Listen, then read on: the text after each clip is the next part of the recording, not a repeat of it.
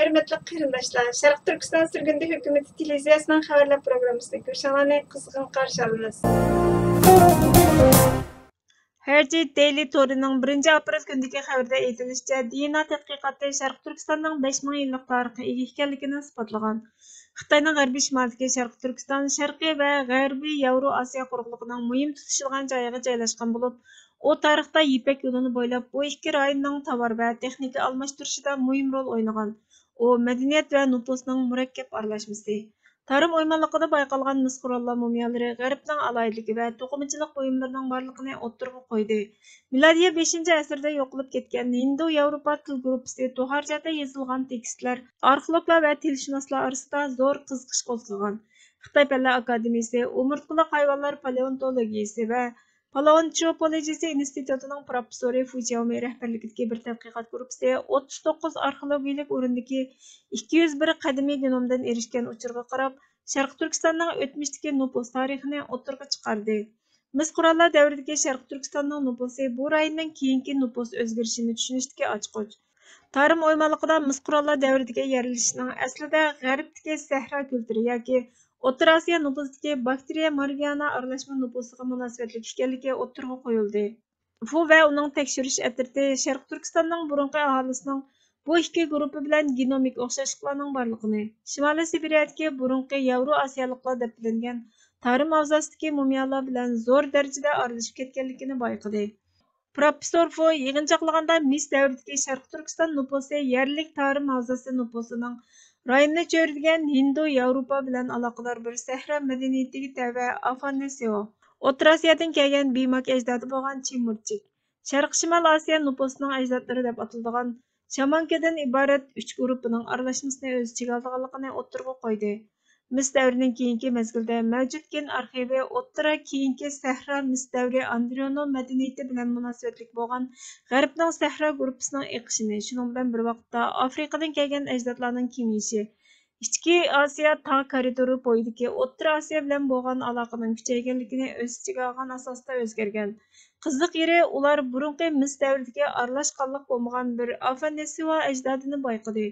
Bu eng sharqdagi Hindo-Yevropa tillari bo'lgan Sharq Turkistonga Tuxar tilini tunutish uchun rol o'ynagan Hindo-Yevropaliklarning baldur kirganligini isbotlaydi. Bu dastlabki tarix bugun eng ko'p so'zlanadigan til oilasining kelib chiqishi va turlanishini tushuntirib berdi. Sharqiy va O'rta Osiyoliklarning Temur davridagi eqini hozirgi mavjud bo'lib turayotgan ajdodlarini tamomladi. Mis davriga solishtirganda Temur davri nüfusi Sharq va O'rta Osiyodan kelgan kishilarning ko'payayotganligini ko'rsatib berdi. Mis qurollar davridagi Sharq-Shimol Osiyo ajdodlariga o'xshamaydigani Temur davriga kirgan Sharq Osiyo ajdodlari O'rta Osiyoni o'z ichiga olgan ko'p xil manbani ko'rsatib berdi. Bu Temur davridagi kishilar Xiongnu va Han qatorliq nüfuslar bilan bog'lanishi mumkin. Bular Gansu rayonida Yujini mag'lub qilgandan keyin 2200-yili Xiongnuning g'arbga kengayishi bilan tarixga xotirlangan. Sakilar bilan tutishadigan ajdodlarning Temur davri qiyofati Iran xalqlaridan kelgan ko'chmanlar birlashmasi bo'lib, Xutan tiliga o'xshash Hindi-Iran tillarining Sharq Turkistonga kirishiga yordam qilgan. Sharq Osiyo va O'rta Osiyo xalqini tutashtiradigan bu Temur davrining irsiyat arxivi tarixiy davrda saqlangan. 1000 yillik madaniyat o'zgarishi bo'lsa-mu, Temur davrida borliqqa kelgan ajdodlarga o'xshash ajdodlar hilmo Sharq Turkiston nüfusida ko'riladi. Qadimgi Sharq Turkiston uchun fenotipik analizlar gen natijasini cho'nqurlashtirdi. Tekshirilgan kishilarning ko'pinchisi mis davri, Temur davri va Ej davrida qiniq qo'ng'ir rangdan qora chach va qo'ng'ir ko'z rangiga ega. Andriono sahra ajdodi Temur davridagi shaxslarning oz bir qismi Sharq Turkistonning g'arbi va shimolidagi seriq chach, ko'k ko'z va suysun teri rangiga ega. Sharq Turkistonning sharqidagi ikki dastlabki mis qurol davridagi tarım oymanliqidagi mumiyalarni arxeologik aniqlash natijasida qiniq qo'ng'ir qora chach va qiniq teriga ega ekanligi bayqalgan.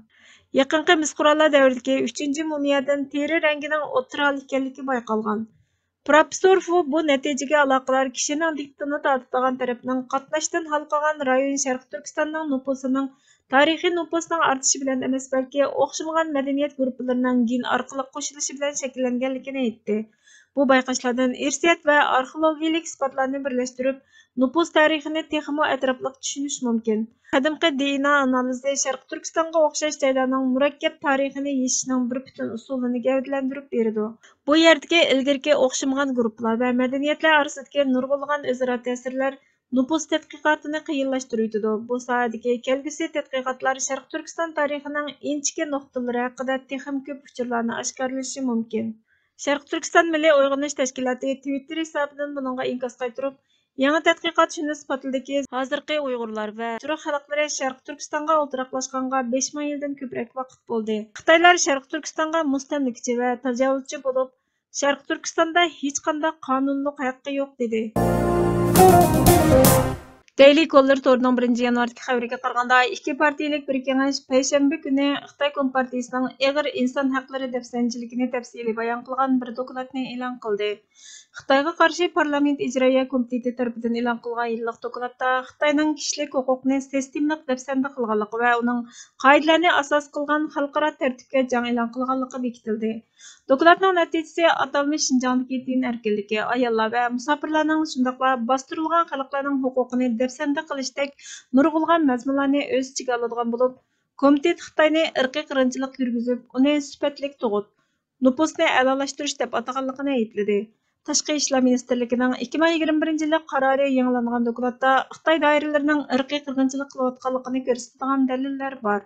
Bu dalillar Birlashgan Davlatlar Tashkilotining irqiy qirg'inchilik ahdnomasida belgilangan tug'ilishning oldini olishning va boshqa Xitoy osonlik deb atalgan turk ayollariga majburiy tug'mas qilitish va homilisini tushirib etish qilmishini yurgizish orqali tug'ilish nisbatining tuvanlashini, nüfusning ozayishini keltirib chiqarganligi bayon qilindi.